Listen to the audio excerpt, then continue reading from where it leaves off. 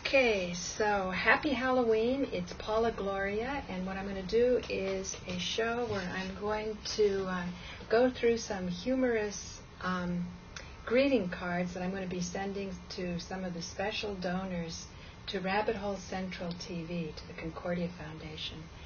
And first what I want to do is start off by reading a letter that was written from Milton Friedman to Norman Kurland, and then what Norman Kurland's response is. And this is something that happened a long time ago, but it will give us a feeling of the state of the economy today and how the economy has not been served by the institutions. So I just want to say, in the spirit of Happy Halloween, when I was a child, I always dressed up as a princess, and with the fairy wand, I think it's every child's dream to come into the world and make it a better world. And so princesses who are lucky enough to have fairy godmothers that give them tools, power objects, something like a magic wand is something that you could like wave over the kingdom and have prosperity be something that could be enjoyed by everyone in the kingdom. At least that is something that I think every real princess would aspire to, a bit more serious. And let's go into the letter that was written from, let's take a look at this up close, from the University of Chicago Department of Economics, January 26, 1971. And this is addressed to Norman Kurland, Institute for the Study of Economics. So let's see here.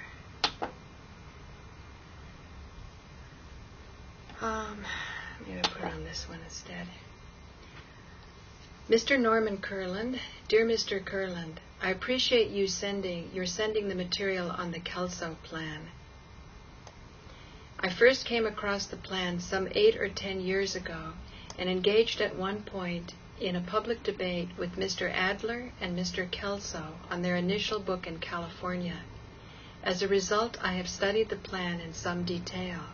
It would be really interesting to see if there's any record of this debate that was done 8 or 10 years before 1971.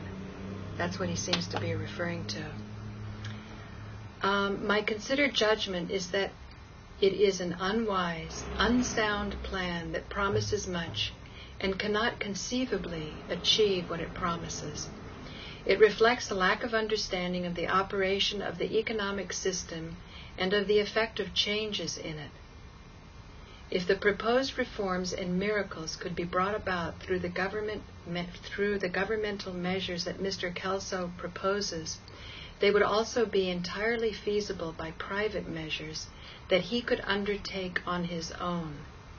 Now, you'll notice for those of you viewers that follow principles of Marshall Rosenberg's nonviolent communication, this type of communication is not really giving us information about the system, why it's unwise, why it's unsound. It has a lot of buzzwords like, say, miracles. I'd like to say that I think it would not be too alarmist to talk about the word curses if you consider that today in 2008 people are living under the trauma of an economic system that it seems could have been it could have gone otherwise. He also talks about the governmental reforms. If the proposed reforms and miracles could be brought about through the governmental measures that Mr. Kelso proposes, they would also be entirely feasible by private measures that he could undertake on his own. Later on, having talked to Norman in greater detail, you can see that I think Rodney Shakespeare keeps pushing for the government to be able to buy capital based on the earnings of future capital. And this is something that I'm sure both Robert Ashford and Norman Kurland are in agreement on, even though they're in disagreement on some other points, that the government should not participate in such a buyout plan to be able to buy on the basis of future capital, but that the government should be there to ensure that there's no abuses that go on within the government. I recognize that I'm stating conclusions and not the reasons for them. Well, that's good that he's fessing up to that. But I state them as dogmatically as I do to make it clear to you that the issue is not one of avoiding or not avoiding an open debate on the merits of Kelso's idea. It's kind of a buzzword that maybe that's exactly what's going on. As I do make it clear to you that the issue is not one of avoiding or not avoiding an open debate. The issue is one of whether it is worth the time and effort involved. Let me tell you, ladies and gentlemen, considering the state of affairs right now, it seems as though, unless you believe in fairy wands, I think time and effort is definitely what is the order of the day. My own answer is in the negative, but needless to say, it is my own personal opinion, and those who feel otherwise should be encouraged to have a plan, to have the plan get as much attention as it possibly can. Now that is kind of a loaded comment. As much as you can possibly get, if you don't have the benefit of peer review, if you don't have support of institutions who the public is trusting is doing their job, good luck. So he signs it,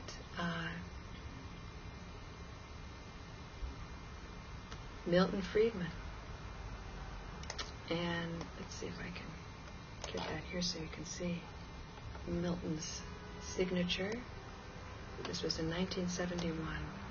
Sincerely yours, Milton Friedman. And this, ladies and gentlemen, is the economics, the system, the paradigm that we follow today.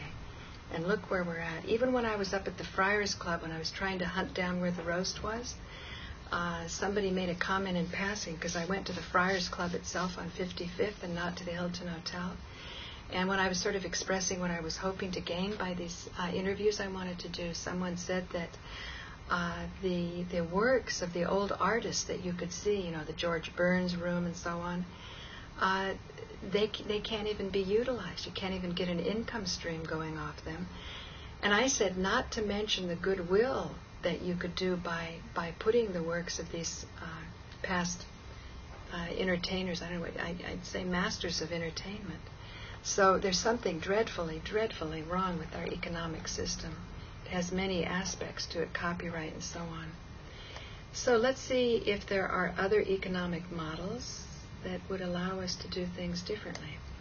Here we have something which would be the response from Norman Kelso, the Institute for the Study of Economic Systems. And again, he's answering this letter, February 1st, 1971. The other letter was January 26th. So, Institute for the Study of Economic Systems. Today, it's the Institute for the Study of Economic and Social Justice. And here we go.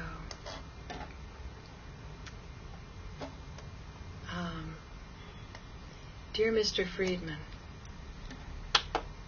I sincerely appreciate your taking the time to write to me, stating your personal opposition to Mr. Kelso's two-factor economic theory and to his programs for enabling every family to become capital owners without redistribution from present owners.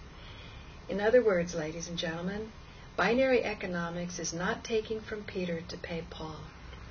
And he also recognizes that Mr. Friedman responded to him in a personal way. He didn't have any institution behind him, at least not overtly. I could understand your comments that it is an unwise, unsound plan, and that it is not worth your time and effort to suggest even one specific reason for that negative conclusion, assuming that reasonably intelligent people who actually studied Mr. Kelso's proposals also agreed with you. So he's implying that, people who have been thoughtful about this may not agree. Keep in mind that Louis Kelso was an investment banker's attorney, an attorney for investment banking. So he was practical. He understood the law. On the contrary, I have yet to meet a single person familiar with modern economic systems or engaged in business and finance who has taken the time to understand Mr. Kelso's terminology, his logic, and his programmatic reforms who would agree with your admittedly dogmatic opinion. It's an opinion. Okay, and that's what you have peer review journals for, so you can get beyond dogmatic opinions, but actually get into the nuts and bolts.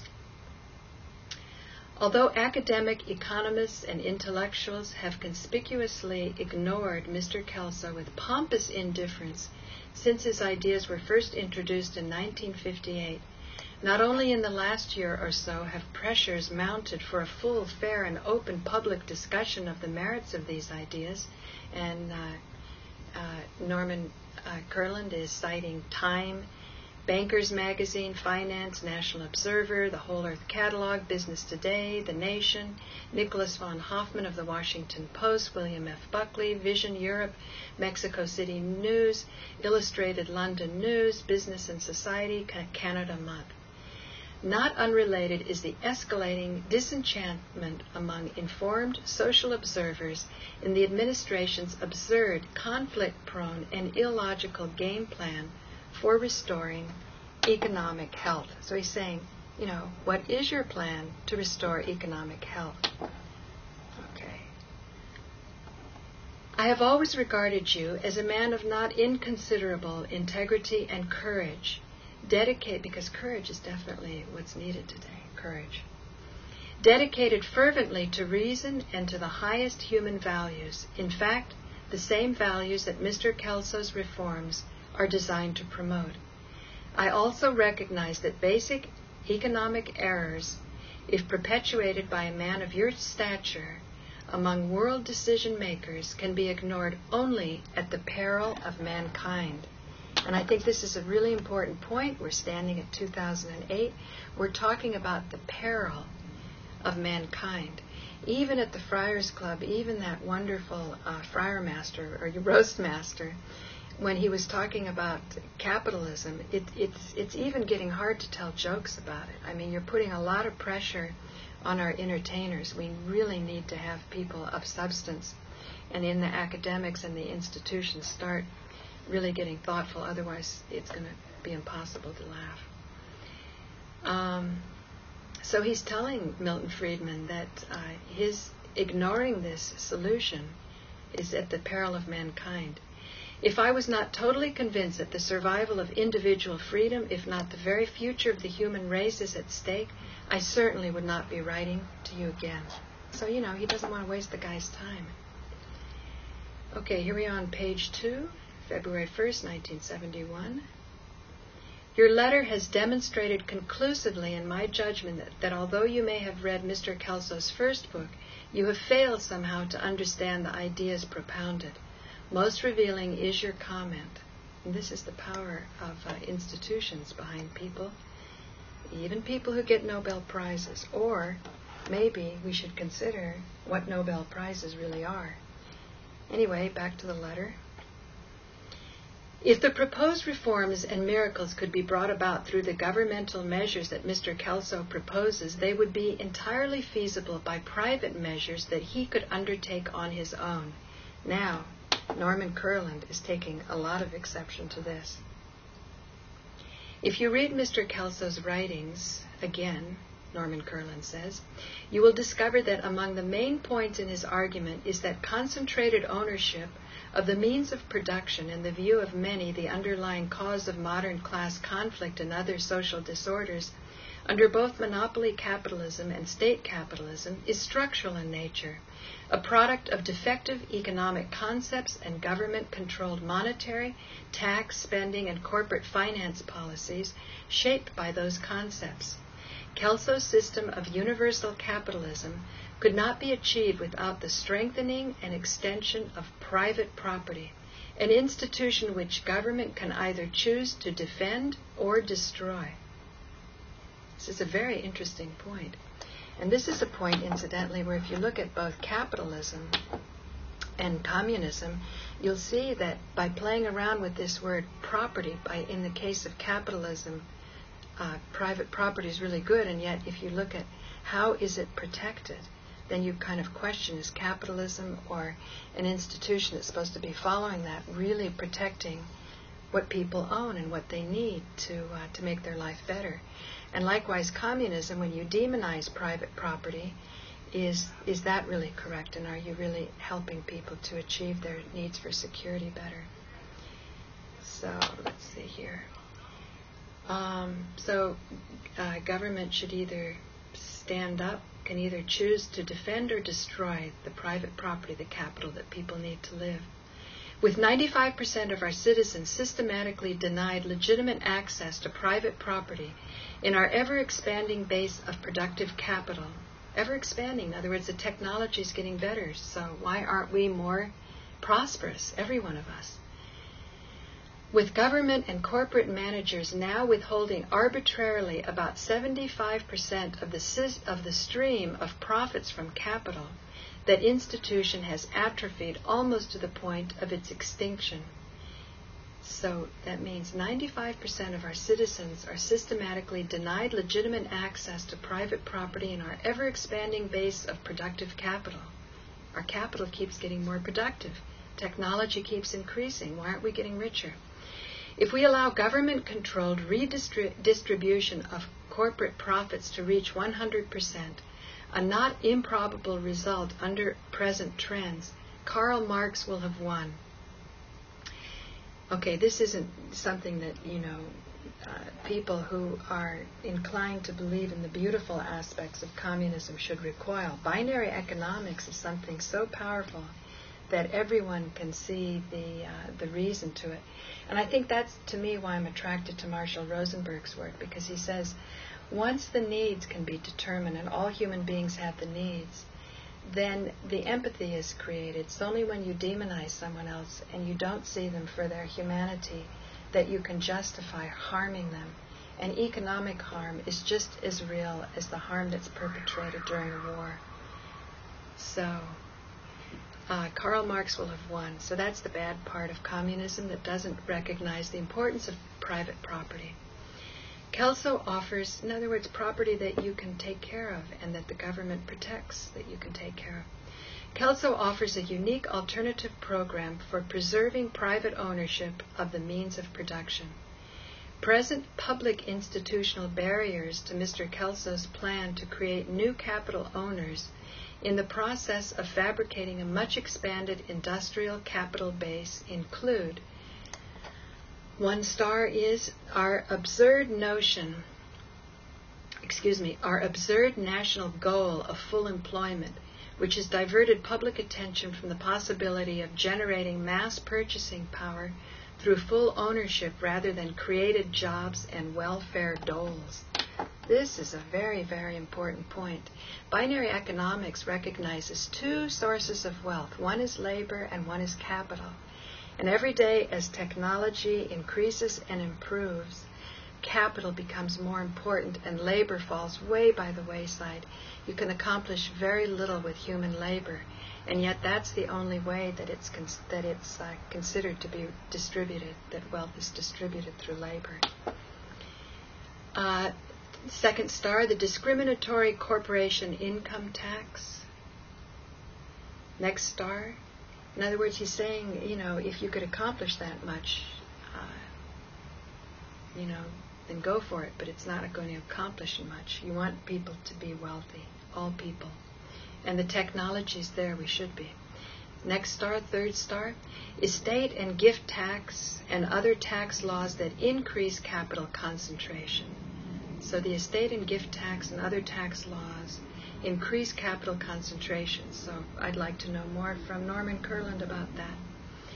The 4th star, outdated concepts of corporate finance based on perpetuating class ownership through internal finance rather than adding new owners of newly added capital through guaranteed pure credit, borrowings, and full divided payouts. And the 5th star, defective, inflation-producing federal monetary and credit policies. We all know about that, the bubbles and the busts. Next star, 7th, ineffective antitrust and labor laws. This is something Carl Pearson, as an anti-labor, an antitrust attorney and civil rights attorney, would be very interested in. So far, he thinks binary's a little bit ivory tower-ish. And keep in mind that Carl Pearson is the man who designed the first 9/11 ballot initiative, the one that included the office of the city attorney general. So, back to Norman Kurland's letter. The increasing dependency, an educational system geared to the pre-industrial one-man, one-job convention rather than the economically independent leisure work possibilities under widespread ownership of productive capital. In other words, people will learn more if they have the leisure time to do it. At least that's how I understand it. Norman can correct me if I'm wrong. The increasing dependency of the private business corporation on big government for maintaining customer purchasing power. And the last star that he has here, other serious flaws too numerous to list here. See two-factor theory, the economics of reality, and other writings of Louis Kelso. So one can only wonder in whose hands is Milton Friedman. Yet despite all these practical obstacles to reforming the economic system in general, Mr. Kelso rather ingeniously has been able to produce several highly successful corporate models of widespread capital ownership, such as those described in the attached New York Times article of January 18, 1971. So in 1971, the New York Times was on this. More are on the drawing boards, including designs for financing new cities, anti-pollution technology, and rapid transit systems. Clearly, these demonstrations do not constitute the multifaceted and comprehensive machinery needed for planned expansion of our national economic growth and capital ownership base, eventually by annual rates of 15% and without inflation. The full production act described in Mr. Kelso's latest book, Two-Factor Theory, The Economics of Reality, would, however, supply such machinery.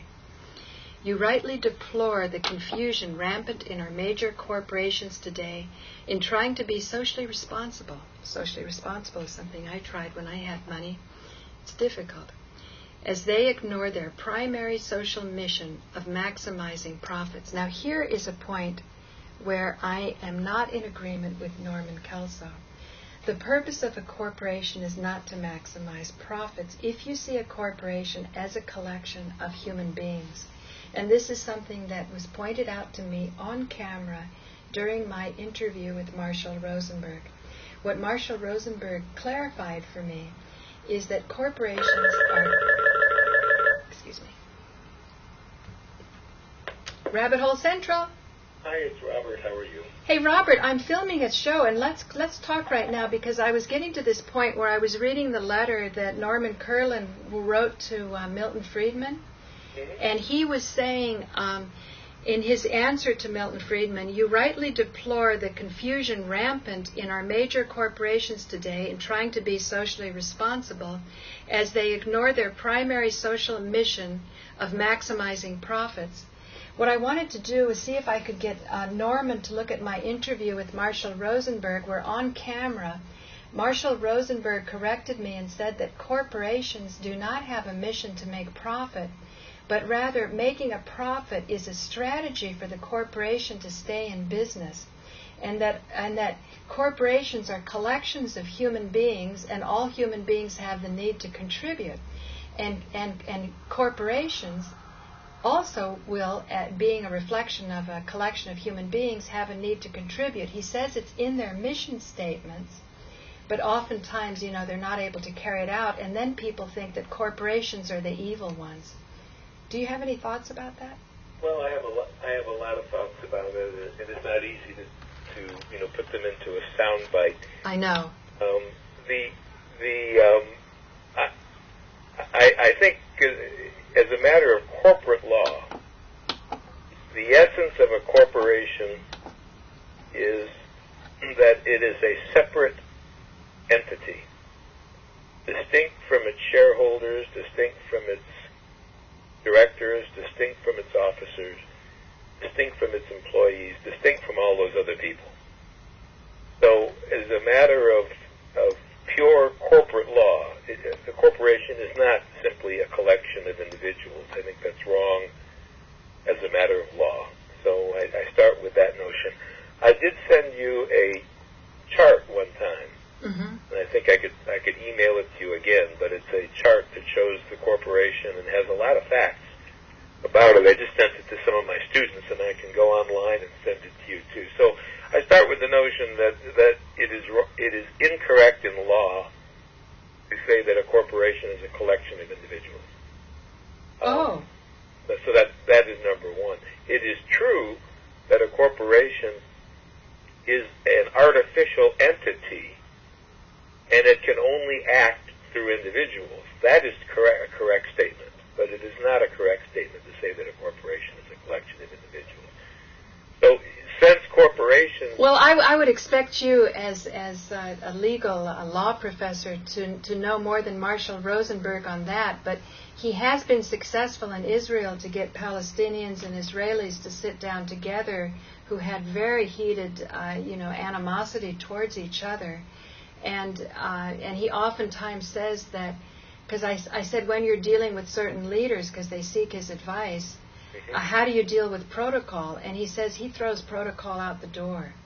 Well, I certainly believe that you can be wrong on the law and still say wonderfully inspirational things that will get people to work together. I mean, they are different propositions, but it's that doesn't make you right on the law. It just means you may have a better way of getting people together. So I'm not, I'm just saying on the law that it is not true that a corporation is simply a collection of individuals, and I think that spreads some misunderstanding. Well, Carl Pearson... I think that the issue of what is the purpose of the corporation deserves some special understanding, too. Now, the purpose of a corporation, is that protected under law so that the people are assured that they're protected, other than a lot of, scary information that corporations are out to get us and they're evil? Well, the reason we treat corporations as separate individuals, the policy reason for doing so, at least over the last 200 years or so, has emerged from the experience that allowing business to be done in the corporate form is a very advantageous way of organizing people and things and credit in a way that enables the production and the distribution of greater wealth in more complex ways than without that form. So in a sense, the growth in corporate law and how it's emerged reflects the growth in technology and how it has emerged.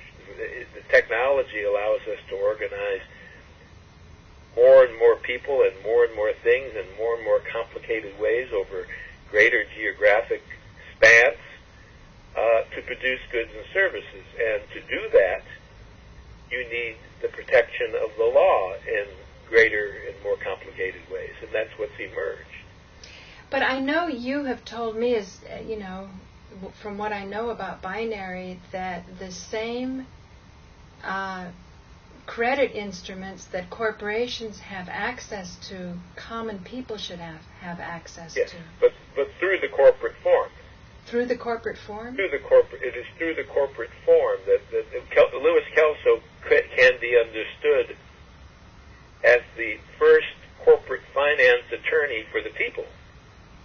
Most corporate finance attorneys represent either the corporation or the shareholders. But most of the shareholders are the very rich.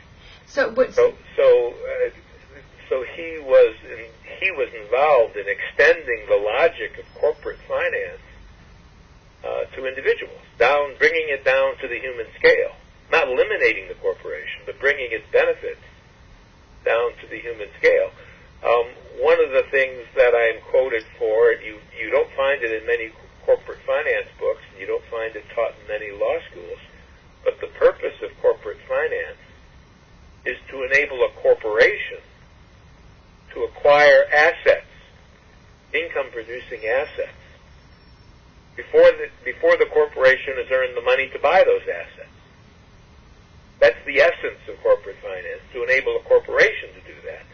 And that has to be brought down to the human scale so that the human beings participating through the corporate form can also, through the corporate form, acquire an individual stake in assets before they've earned the money to buy them, to enable people to acquire capital with the earnings of capital. So, in that sense, it's not a matter of eliminating the corporations, it's a matter of opening people's access so that everybody can participate in those benefits. If everybody participated, I mean, I can see when Norman told me about the people he was working with, sometimes they were large, and I think the one with Russell Long was the entire train system of the United States. Is that right? Well, I think what Russell Long tried to do, Penn Central was going bankrupt, and the government was being asked to bail it out. And the idea there was that if the government's going to bail out Penn Central by providing funds, then it should be done in such a way that poor and working people could acquire some of the capital interest in those Penn Central company, just as these loans would help already rich people acquire assets in the Penn Central. How many employees were there in that case? I don't know. I'm sure there were thousands. Thousands, but tens of thousands. That's really easy to figure out, though. Everybody who's working there would participate. How do you divide up the top corporations in this country? Who would have access to the ownership? Well, again, it's not a matter. I don't think it's a matter of dividing it up. Corporations who would have access to the capital? Are always acquiring new capital assets. And they're either using retained earnings, money they've earned but they haven't distributed to shareholders, or they're borrowing money, or they're selling stock. There are three ways. And the binary system would allow those corporations to acquire those assets while enabling new people, their employees, their consumers, neighbors that live around the plant, welfare recipients, others, people who don't have access, to end up with stock ownership. Right, I understand that. I think you misunderstood what I meant, though. Okay. What I meant was who gets to participate in these plans. In Penn Station being bailed out, obviously everybody who's working there gets to participate if they go with that plan. But I'm saying if you start to bring the binary model, I'm trying to wrap my head around some practical ideas, and I think what I liked about talking with Norman is he told me about a tire company in Egypt, and he said that even though Russell Long wasn't successful, they did wind up with 15% that the workers owned. And then I think I was talking to you earlier today, Kelso was saying of the leverage buyouts, and would you say he developed the leverage buyout? Oh, he was the creator of the leverage buyout. So there he is. No doubt about that. So he's but it was a leverage buyout to broaden ownership. Absolutely. So here he is. He's the developer of the leverage buyout. The guy really knows his stuff, and he is very concerned in 1984 that 20 times more plutocratic buyouts happen than democratic ones, and you were telling me today there probably isn't even any example of a democratic buyout. I think they're very rare. But again, the law is stacked against enabling most people to acquire, to participate in this. There are two separate issues. Again, it always has to do with theory and practice. First of all, is understanding what it is that causes growth and what it is that will enable us to profitably employ unused capacity. That's a theoretical question. And we have and the left wing and the right wing and the center has that all wrong. Once you understand what it is that causes profitable growth and what it is that will enable us to profitably employ our unused capacity, then the second question is how would you implement it? And there are different ways of implementing it. You can enable it to be a private choice, for setting up the mechanisms and letting the companies themselves decide. You can make it a governmental choice, which says if you want to continue with these tax benefits, you've got to include, let's say, employees or consumers or welfare recipients. It can either be done in a command way or in a has its advantages and each way has its disadvantages. But that's kind of, from my perspective, that's a secondary question. You don't get to that question until you understand what it is that causes growth, what it is or who it is that's creating wealth, and what it is that prevents us from profitably employing our unused capacity. The listener, the viewer, has to see those things as distinct issues. Once you understand the principles, once you understand Newton's laws of motion, there are 3 or 4 mechanisms for getting to the moon. But you can't get to the moon until you understand the laws of motion. Once you understand the laws of motion, you can put up satellites. But until you understand the laws of motion, and there are different ways. There are liquid fuel rockets. You can get to the moon with private companies. You can get to the moon with state-owned companies. There are all sorts of ways to do it once you understand the principles. But what's lacking is understanding the principles. And again, that's where I say the first mission is understanding. I thought Posar asked a fabulous. I did watch your show. I saw Posar asked a fabulous question, and he was right. I burst into applause when he said, "What are the barriers?" And Norman says, "Freedom." And he said that, and Posar said, "That's not concrete. Something concrete is something you can get your hands on." And on a very deep level, he's right. I mean, there are some concrete things which are, you might call, institutions. But he was very right there. And I think that's where my problem is. I watched your program, and I thought it was wonderful, and I think getting all those things about, Norman's experience with us so long is good. But most of that would not enable the person to understand what it is that causes growth, what it is that prevents us from growing more, what it is that prevents us from using our unused capacity. It was 15 minutes into the program before he mentioned unused capacity, and by 17 minutes in the program, there was no talk about it again. But that's the issue. That's the issue that people are. Well, what are the barriers? So that Posar was asking. Well, the barriers are a set of institutions which, in a sense, are abstract. And you can say, how is it? You answer that question. We spend a lot of time studying the poor. Well, the point is, if you want to help the poor, study the rich. The rich use corporations. They use trusts. They use lenders.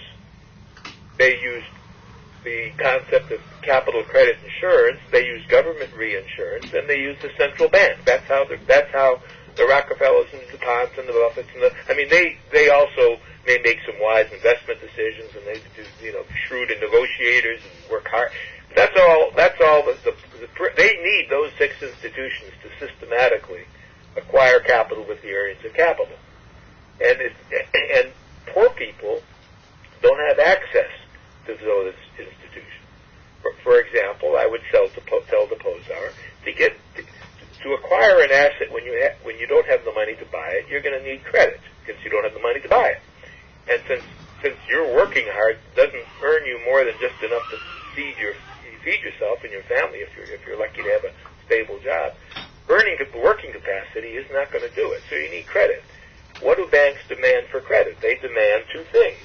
They demand the earning capacity of the capital you're acquiring, and they demand security. So if you don't have assets as security, you can't get into that game unless you have something called capital credit insurance. Is capital credit insurance feasible? Yes. Can private institutions provide it? Yes. Can the government provide it? Yes. They're doing it hand over fist now that Wall Street's fallen on its face. Well, they could have been doing it hand over fist 20 years ago, and they wouldn't need to be doing it now. Are you saying that the government... So that's what I would say to Posar. I said there are these institutional barriers. You can't quite put your hands on them. I mean, putting your hands on the building that Merrill Lynch lives in is not the same thing as Merrill Lynch, because corporation is again a concept. It's a fictitious entity in the law. Explain those things, otherwise he's not talking about freedom. Doesn't do it. So telling Posar that you need freedom. People have the freedom to borrow, but they don't have the institutions that enable the rich to borrow. They don't have access to those. If you don't have ownership, you don't have collateral. If you don't have collateral, you don't have access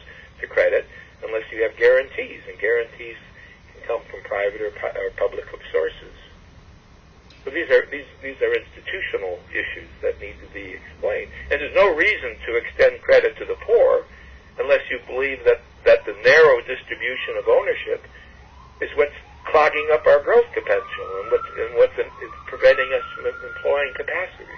So there's no reason to pursue the binary notion unless you get right to the foundation of what's the theoretical deficiency. People are prevented from learning because the left wing and the right wing institutions deny those things. Why do they do that? Well, again, I think the answer is largely ignorance and the problem of preconceptions. And I think part of it is some people who are rich do understand it, and they would rather grow slowly with unused capacity and have access to a labor force that's got no prospect for ownership, then they'd rather grow more quickly with a system that would spread ownership and create a population that doesn't have only their labor to bargain with. I think there are some people up there on the top that do understand it and intentionally suppress it. But my guess is that the vast bulk of people who could give this thing platform are not of that type. My guess is that most people in St. Mark's are not of that type. That most people in Jewish eleemosynary organizations are not of that type. My guess is that like Louis Kelso is right. 90-some% of the people that aren't in that top pinnacle rich are not of that type. Some of them are, but most of them are not. And those that are kind of ignorant. I think Joe the plumber is ignorant. If he thinks progressive taxation is immoral and what keeps him down, I think he's under an illusion, and he's swallowed a line. And that's okay. It's his problem. It's not my problem. But so some of it comes from ignorance. But preconceptions are a great problem. If you think that the role of capital is to make labor more productive, and that's your insistent preconception, then you're going to ignore all the ways in which capital does something much more than make labor more productive, namely it does more and more of the work. But if you start with a preconception, it's hard to get out of that. Again, think of the vase between the two faces. Any society that has seen vases and seen faces, most people can make the leap. But if you take that drawing to a group of people where they haven't invented pottery yet, you're not going to be able to see the vase between the faces unless you're shown something. For the sake of my viewers who haven't seen my extensive playlist on Robert Ashford when we spoke about binary economics, I would invite different co-hosts to speak with me. He's referring to a drawing that they use in a lot of psychological tests that can either be looked at as a vase or as two faces. Yes, and he's saying that I oftentimes start my drawing with that, and if I could do it faster, if I could email it to you. But you've seen it. I think most people have seen it. Two silhouettes looking at each other. There's nothing in the organizing. I mean, all those drawings are two lines. There aren't even they're neither faces nor bases. We supply the imagination, the imaginatory leap that makes these lines faces or bases. But the point is, once you start with a concept that they're faces, it's not so easy, and that's where who's producing the wealth, and does the distribution matter? And can you buy capital with the earnings of capital? I know I sound frustrated. I don't mean to do that, but it's that issue that's no. I think the point of that show was just to give people a feeling that this was a model that was actually acted on. Yes. It was that this idea comes from somebody who worked in investment banking. I mean, he was a real person, not just sort of something that grew out of the wishful thinking of an institution that may or may not be so. I think so many people just feel that the institutions of experts have no idea what their lives are like. And even if it's the life of an investment bank, well, at least it's sort of a real something. It's not just theory. I think that was the purpose of that people would say, oh my God, this Kelso wasn't just sort of had a cult, in the abstract, but he actually, he was a real lawyer. I don't know, did he go to Harvard Law School?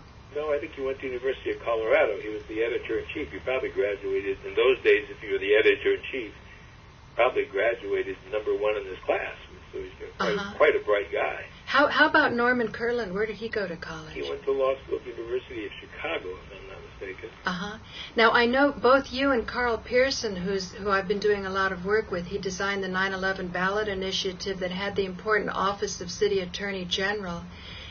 After he got out of, he went to Harvard Law School and he never graduated from high school. It's a very interesting story.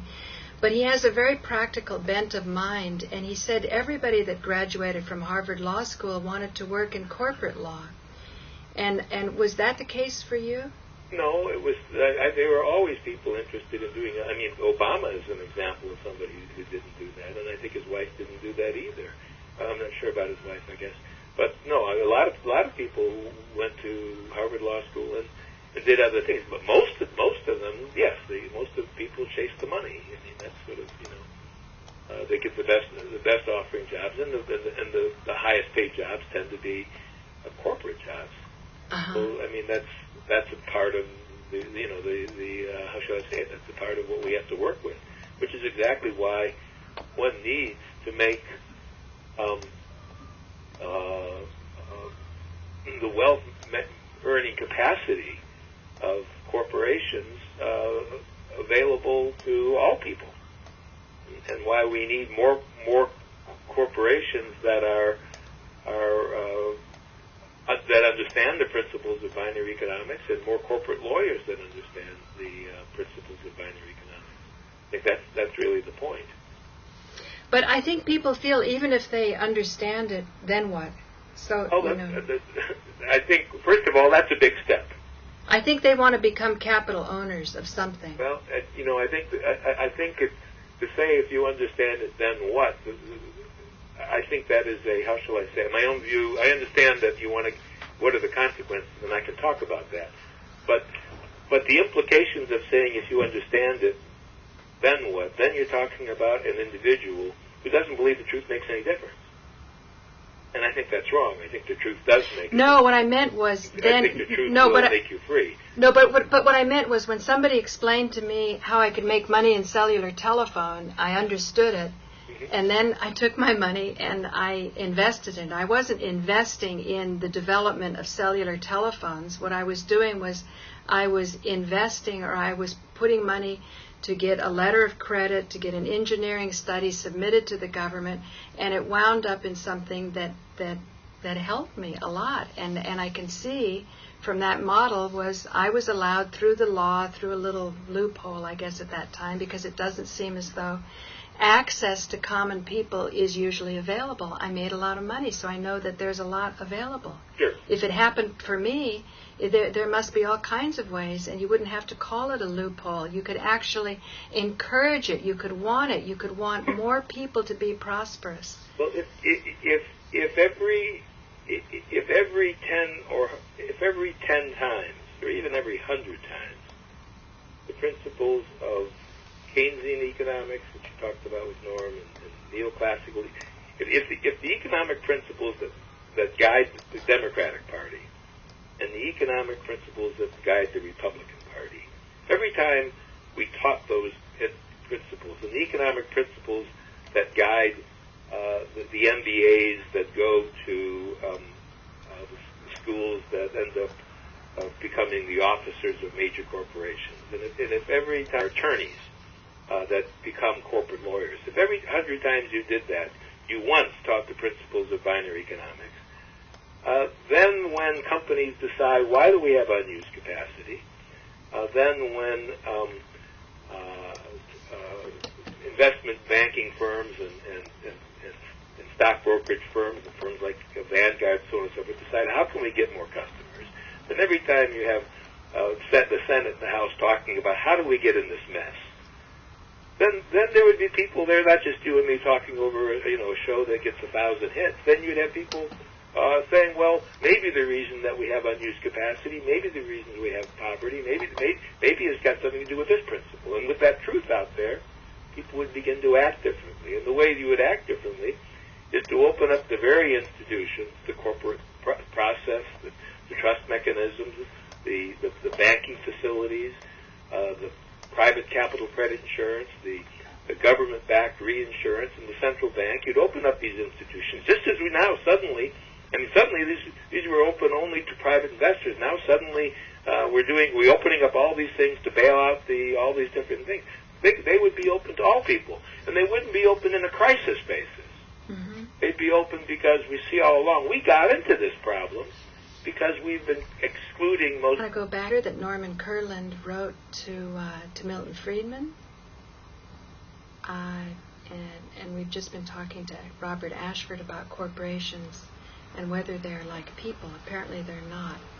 But I still think Marshall Rosenberg has something very valuable to say about the collective consciousness, if not the legal.